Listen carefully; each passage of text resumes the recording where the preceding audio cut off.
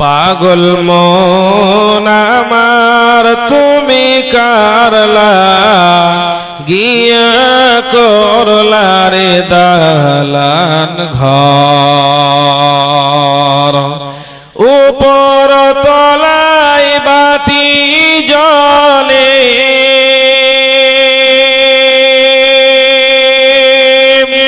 উপর তলায় বাতি জ্বলে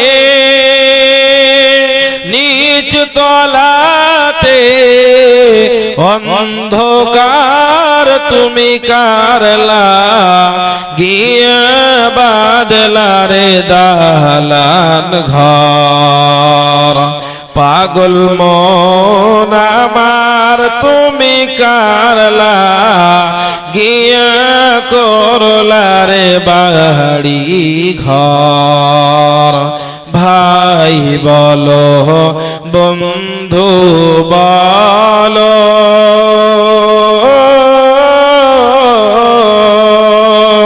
ভাই বলো বন্ধু বলো আপন তো কেউ নয় তোমার দু চারটা দিন কে দেখে হো দু চারটা দিন কে দেখে হো লইবে না যে খোঁজ খবর তুমি কারলা গিয়া করলা রে সুখের ঘর পাগল মন আমার তুমি কারলা গিয়া করলা রে বাড়ি ঘর হায়াত তো মোলাকাত বাকি কোরআন হাদিসের দ্বারাটা যদি ভুল করে থাকি আমি তাহলে আমাকে বলবেন ইনশাআল্লাহ শুধরাবার চেষ্টা করব এবং ভাষার দ্বারাতে যদি ভুল করে থাকি ক্ষমা করবেন আমার জন্য দোয়া করবেন আল্লাহ রাব্বুল আলামিন সঠিক পথে যেন আমাকে কবুল করেন এবং আপনাদেরকে কবুল করেন আমি এখান থেকে আমার বক্তব্য শেষ করছি ওয়া মা তাওফীক ইল্লা বিল্লাহ আসসালামু আলাইকুম ওয়া রাহমাতুল্লাহি ওয়া বারাকাতুহু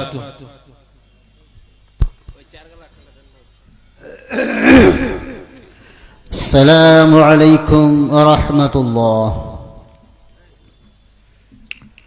ভাই সকল, আমরা এতক্ষণ আলমগীর আলমের সাহেবের আমরা বক্তব্য শুনছিলাম। মাশাআল্লাহ, তিনি খুব ভালোভাবে কোরআন হাদিসের বর্ণনা দিয়েছিলেন। আমরা আল্লাহর কাছে দোয়া করব, আল্লাহর কাছে দোয়া করি যেন আমরা যেভাবে তিনি বললেন ওইভাবে যেন আমরা কোরআন এবং হাদিসের প্রতি আমল করতে পারি। বলুন আল্লাহুম্মা আমিন।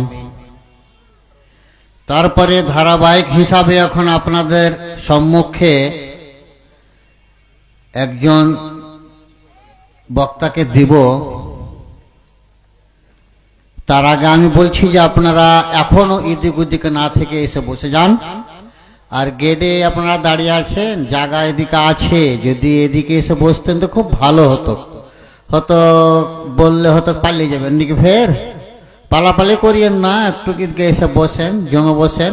মানে মানুষ থাকলে বক্তাগণ মানে যে বলতে ভালো লাগে, বক্তাগণের মানে যে ওয়াজ নসিহতটা খুব ভালো হয়। তাছাড়া যা হোক, এখন আপনাদের সম্মুখে ফজিলতুল শেখ জনাব মাওলানা মাহবুব আলম বিন আজিজুর রহমান সাহেব আসছেন। তিনি তাই আপনি বলছি যে সকলেই এসে বসে যান। আসসালামু আলাইকুম।